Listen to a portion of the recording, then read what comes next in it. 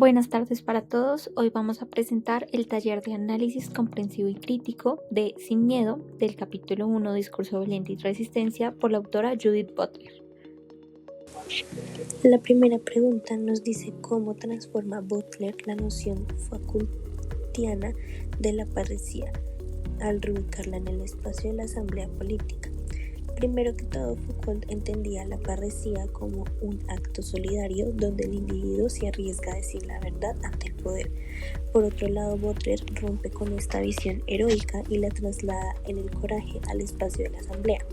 Aquí, hablar ya no es un gesto individual, sino una acción colectiva, donde la verdad se construye entre muchos. La valentía política surge de los lazos sociales, no del aislamiento. Éticamente, eso transforma el deber de decir la verdad en un compromiso compartido, cuidarnos y sostenernos mientras hablamos. La pregunta número 2 nos habla de cómo Butler rechaza la idea de que la valentía política requiere hablar sin miedo o sobreponerse al mismo.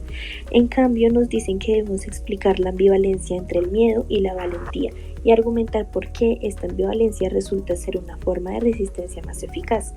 Por ende, la respuesta es la siguiente. Butler rechaza la idea de que el valor político signifique hablar sin miedo. Para las poblaciones vulnerables, el miedo es algo inevitable y lo importante es seguir hablando desde ese miedo compartido. Esta mezcla de temor y valentía hace visible la injusticia y abre las posibilidades de la solidaridad. Así, el miedo no se supera, se transforma en fuerza común de resistencia. Butler nos invita constantemente a reconocer que el verdadero coraje nace del vínculo y de la fragilidad compartida.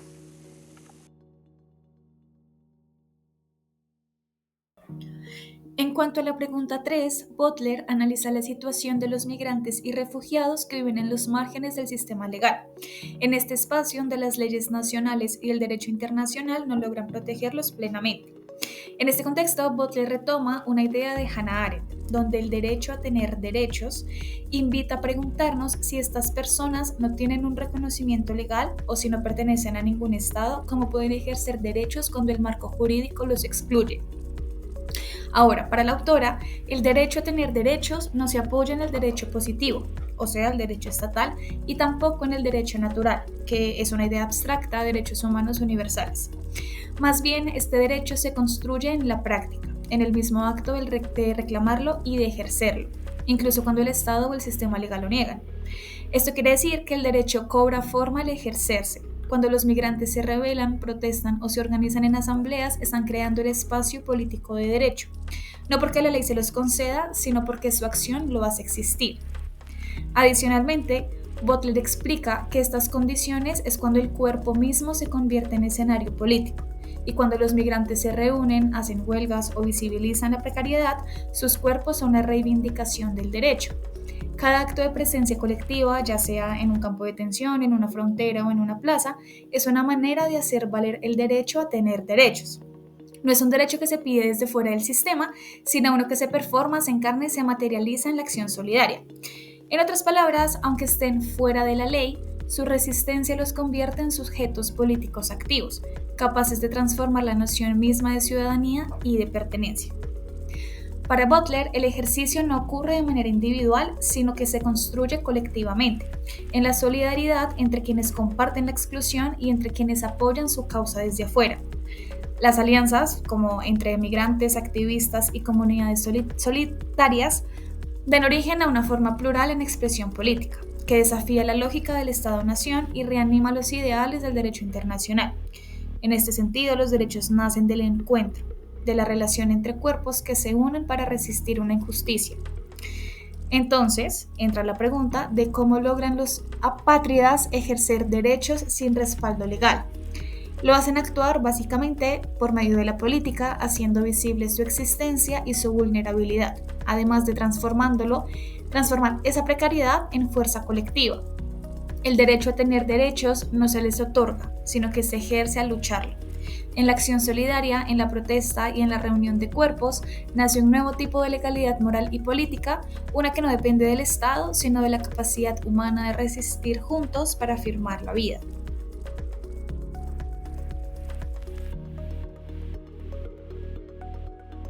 Bueno, para responder esta pregunta, Butler nos dice que muchos gobiernos usan el discurso de la seguridad para justificar la represión. Es decir, cuando las personas salen a protestar o a reclamar sus derechos, los estados los presentan como una amenaza o como si fueran un peligro para el orden público. Con eso, lo que hacen es activar un mecanismo biopolítico, como diría Foucault, un poder que regula la vida misma y decide qué cuerpos pueden ocupar el espacio público y cuáles deben ser callados. Butler se pregunta literalmente, ¿la seguridad de quién se protege con esta invocación? Y su respuesta es, esa seguridad no protege a la población, sino a los privilegiados de las élites, a los gobiernos y a las instituciones que tienen el poder. En el caso de Colombia, cuando hay marchas o movimientos feministas o estudiantiles, el Estado suele etiquetarlos como una amenaza para la seguridad nacional. Así, en vez de escuchar sus reclamos, se justifica la represión policial y la censura. En la conversatoria del libro, Butler explica que esto también tiene que ver con una ideología individualista y nacionalista, muy visible en los Estados Unidos.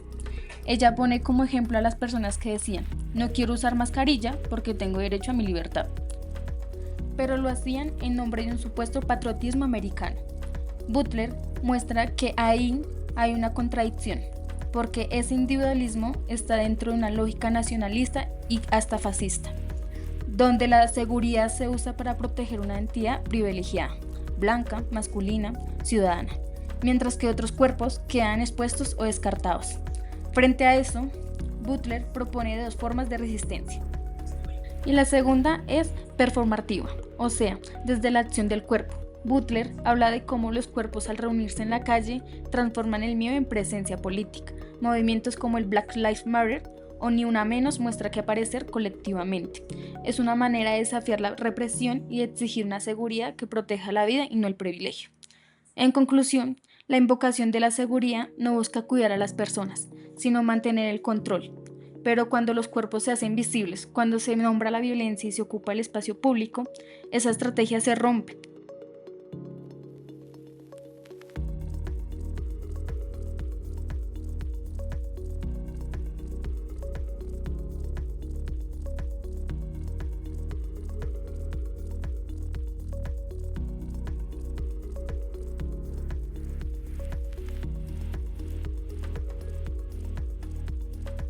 En respuesta a la pregunta número 5, Butler nos hace pensar en el poder político del cuerpo. Ella dice que los cuerpos no solo expresan una demanda, sino que se convierten en la demanda misma. Por eso afirma, los cuerpos ejercen y se convierten en la reivindicación, y agrega la siguiente frase, no estamos persistiendo, pero sí persistimos. Con eso quiere decir que, aunque las condiciones de vida sean precarias y existan muchas formas de violencia, el simple hecho de aparecer colectivamente ya es una forma de resistencia. Cuando los cuerpos salen a la calle, como el movimiento Ni Una Menos en Argentina, no solo están protestando contra el feminicidio o la desigualdad, están afirmando que la vida sigue, que a pesar del miedo y el dolor persistimos. Esa idea es relevante, porque el cuerpo pasa de ser un objeto controlado por el Estado a ser un sujeto político que encarna la justicia. En el conversatorio, Butler menciona también el ejemplo de Black Lives Matter. Ella explica que estos movimientos convierten el miedo individual en fuerza colectiva y dice lo siguiente, estamos asustados, pero el miedo se vuelve más llevadero cuando lo compartimos.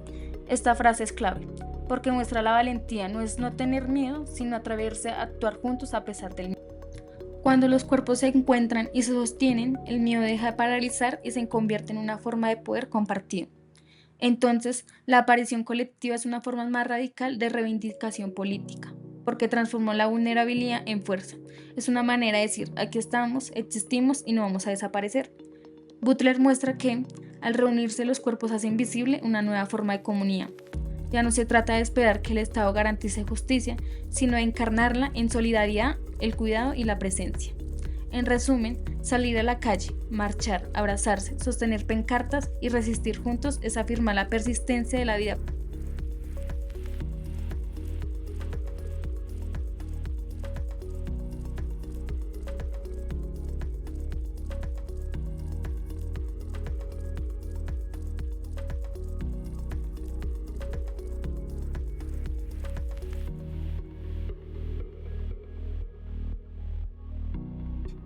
Para contestar a la pregunta número 6, tenemos como primer ejemplo el paro nacional de Colombia en 2021. Este se puede entender como una asamblea con potencial democrático porque encarnó una valentía colectiva nacida de la acción conjunta frente a condiciones de desigualdad, precarización y falta de garantías sociales.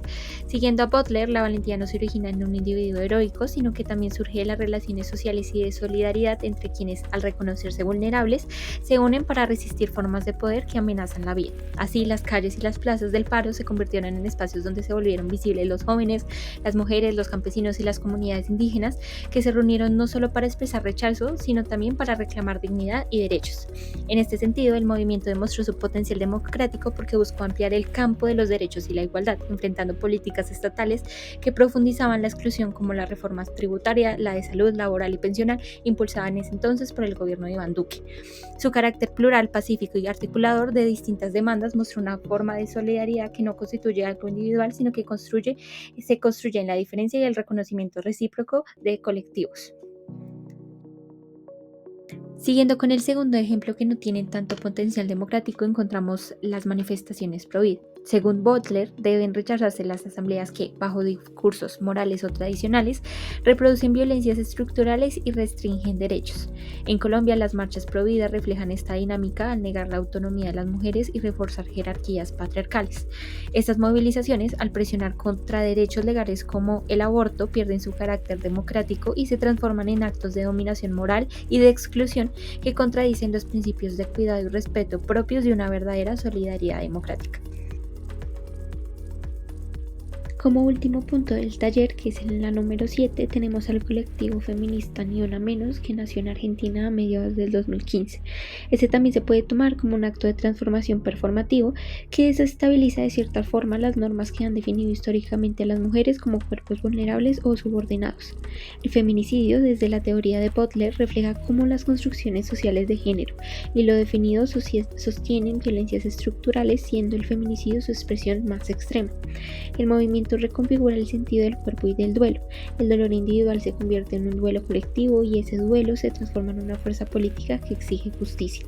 En este proceso, el dolor y la reivindicación de justicia se entrelazan y no hay justicia sin reconocer el dolor de las ausencias, y no hay duelo verdadero sin la acción política que busca impedir nuevas pérdidas. De este modo, el movimiento transforma la tristeza en potencia y el miedo en movilización y el cuerpo amenazado en cuerpo colectivo solidario.